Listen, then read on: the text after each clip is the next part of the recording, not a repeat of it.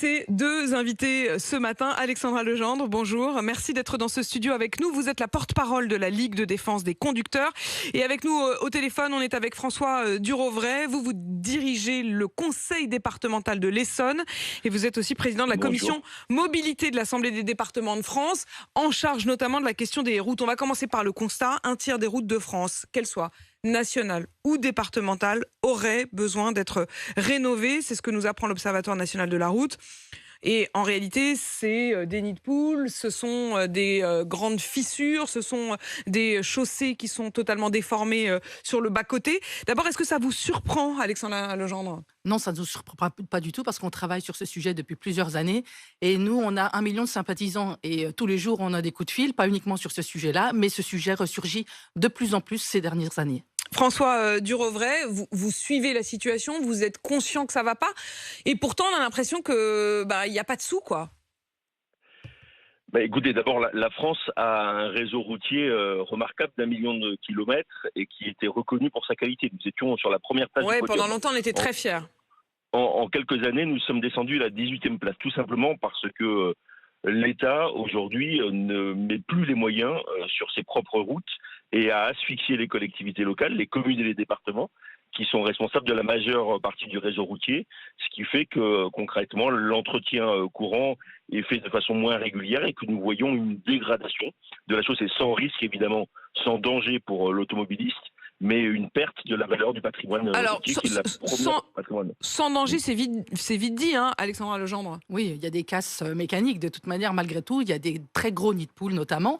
Puis vous avez aussi des défauts de marquage au sol. Vous avez d'autres défauts de la route qui font que, évidemment, pour les cyclistes ou les motards ou les scooters, c'est très dangereux. Mais pour les voitures, ça implique aussi des casses. Et François Durovray, est-ce que les sous ont réduit ? C'est-à-dire quand vous dites qu'il y a moins d'investissement, c'est parce qu'il y a d'autres priorités, c'est parce que l'État ne vous donne pas assez de sous. Ça ne va faire qu'empirer, hein, on imagine, puisque évidemment le ministère de l'économie nous dit qu'il va encore falloir trouver des sous, 20 milliards cette année d'économies à faire. Donc alors, d'abord, sur le million de kilomètres de route, il y en a 20 000 qui appartiennent à l'État, 700 000 aux communes et 360 000 au département. Okay. Sur les routes départementales, globalement, l'État est tout à fait correct et nous avons même augmenté les investissements au cours de ces dernières années. C'est bien de le dire. Simplement, la chute des biens, des recettes immobilières va nous contraindre sans doute dans les années à venir à réduire ces montants. C'est la raison pour laquelle nous tirons la sonnette d'alarme et nous considérons que nous devons investir sur les routes dans les années qui viennent, à la fois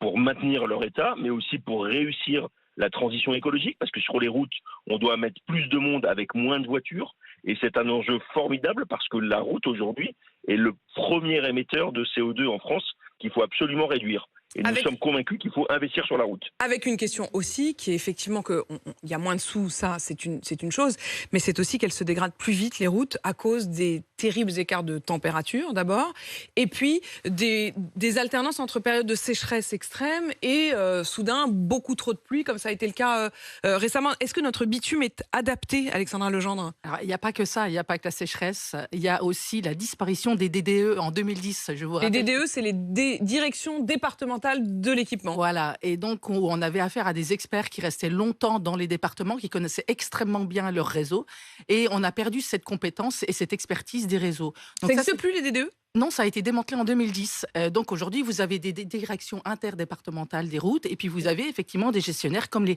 présidents de département, les maires, enfin tous les gens qui sont gestionnaires de voirie.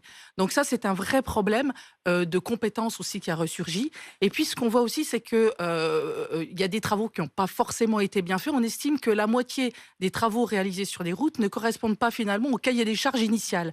Ce qu'il faut savoir aussi, c'est qu'après des travaux, quand vous réparez des routes, il n'y a pas d'audit. Il n'y a pas de contrôle des travaux. On vérifie pas que ça a bien été fait, quoi. Jamais. On le fait lorsqu'on construit une nouvelle route. On ne le fait jamais hors autoroute, bien sûr, parce que vous avez une autoroute concédée. Et là, il y a des contrôles, je peux vous dire. Moi, je trouve ça sidérant. C'est-à-dire que, honnêtement, je trouve ça toujours assez triste. Je ne sais pas comment le dire autrement. De voir à quel point les choses se dégradent aussi pour des raisons. Tout d'un coup, on a dû faire des économies de bout de chandelle, de DDE qui deviennent des intercommunalités. Enfin, c'est quand même assez navrant, François Durovray, non ? Alors sur l'évolution effectivement de l'organisation de l'État, je partage le constat et d'ailleurs dans la plupart des départements aujourd'hui ce sont les conseils départementaux qui assurent une ingénierie pour le compte des communes et qui donc remplacent les DDE. Je peux vous assurer que les travaux que nous réalisons, évidemment, sont de qualité et sont contrôlés au niveau des départements. Nous avons d'ailleurs des organismes qui veillent à cela. Mais je partage encore une fois le constat et surtout l'urgence de trouver des solutions sur la route. Aujourd'hui, les automobilistes financent la route très largement au travers des taxes qu'il y a sur l'essence, sur les concessionnaires d'autoroutes.